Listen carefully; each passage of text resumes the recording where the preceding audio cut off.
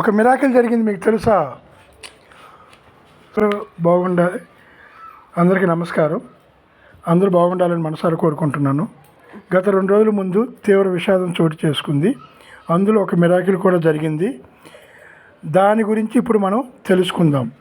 June 12, 2025 ఒక విషాద సంఘటన. వాయు మార్గంలో ఓ భారీ విమాన ప్రమాదం జరిగింది.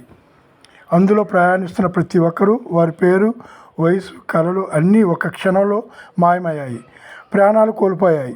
200 మందికి పైగా ప్రయాణికులు మంటలు వ్యాపించి బలమైన పేలుళ్ళు విమానాన్ని పూర్తిగా ధ్వంసం చేశాయి.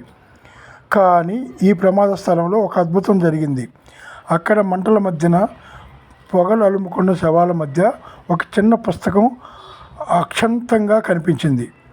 అది భగవద్గీత. మిగతా ప్రతి వస్తువు బూడిదైంది, కానీ గీత మాత్రం కవచంలా నిలిచింది.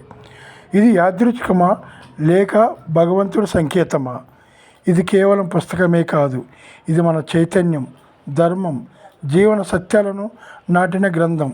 ఈ ఘటన మనకు గుర్తు చేస్తుంది, శరీరం నశించవచ్చు, కానీ సత్యం, ధర్మం శాశ్వతం. ఇది మీకు నచ్చినట్లయితే సబ్స్క్రైబ్ చేసి లైక్ చేయండి. బెల్ కొట్టడం మర్చిపోకండి. థ్యాంక్స్. మనసారా కోరుకుంటున్నాను.